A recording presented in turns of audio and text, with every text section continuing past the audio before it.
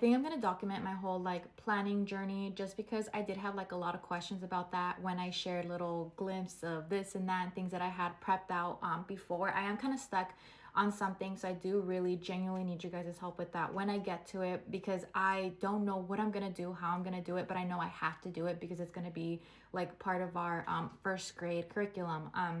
So with that being said, I do like, if you guys see some of my videos, I like being out planned out at least like 5 to 6 weeks in advance. Something that I did try different this year that I did like was kind of like having a teacher binder for myself. I kind of like pulled everything weekly. I had everything for my toddler as well as my kindergartner, and then I just like flipped through it, and everything that I needed for that week, whether it be like worksheets, printables, like visuals, stuff like that, it was right there ready for me to like pull out, pull punch, ready to go, you know. I do have my little one hanging out with me out here while my toddler is sleeping, so just ignore any like crazy gaming that he's doing in the background.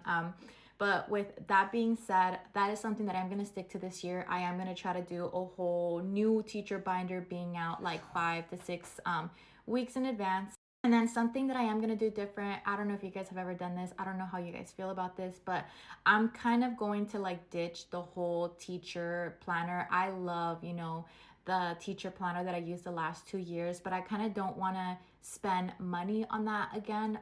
So what I'm kind of going to do is I'm going to go ahead and print things out weekly, just because I did like that about like our build your library curriculum, this whole like weekly thing, everything that we're gonna do, the page numbers, everything we're gonna read. I like that, so I'm kind of gonna take from that, take a few things from my teacher planner and kind of like do it again, like the whole lesson tracker. I'm going to see if I'm going to use the one that they gave me and just mark it, or if I'm going to come up with one on my like Excel sheet and kind of have a little section for like a completed date, that way I can kind of like keep track of when we do things.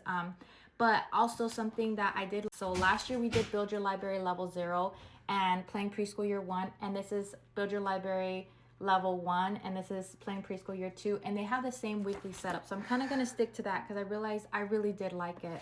Oh, this is what I'm talking about with the things that I might replicate from my planner from last year. Sorry if I talk a lot. I talk a lot, and I'm like, I had like a good cup of coffee, so I'm like, la la la, you know. But one of the things I'm gonna like, I did print out the school year that we're gonna be going off of for our 2025-2026 school year based off of our charter school. This is part of these are like the lesson what is it, student checklist, but I use these to keep track of attendance, also like track our lessons in our planner. And I did have like a few extras, so I ripped it out from like both my planners. So instead of me making one, I might just end up using these, and they are kind of like front and back. So we'll see how I utilize this, because I do like using things over and over again, you know. And then I did kind of like already make like what I think we're gonna do for the school year, kind of like a little checklist with our core subjects, electives, independent activities, and extra classes or extracurricular activities. This one is for my 3-year-olds. It's like preschool year 2, because we already did like preschool year 1 last year. And then this one is for Sebastian, first grade. We'll see. I am changing a few things around. We're still debating on some like extracurricular activities, so we'll see how that goes.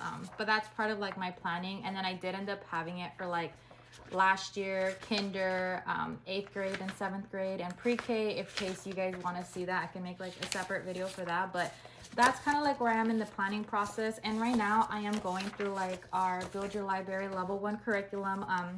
Something that I did do last year that I'm going to do again this year is I go through it and then I write down things based off of what it says in the PDF, like what poem we're going to memorize or what pages I have to print out. I already have them printed out, so I'm just going to like put them in where they need to be.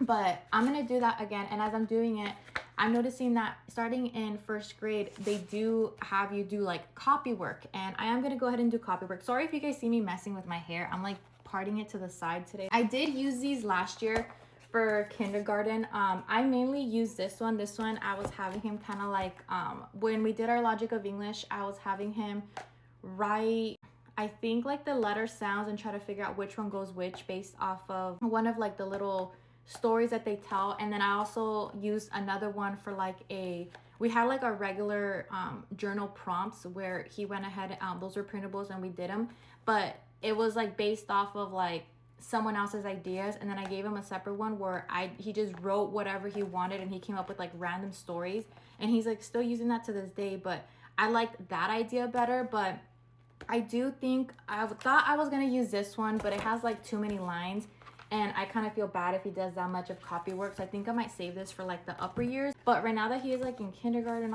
first grade, and that he's into like his whole drawing era, I think I'm gonna end up using this for copy work.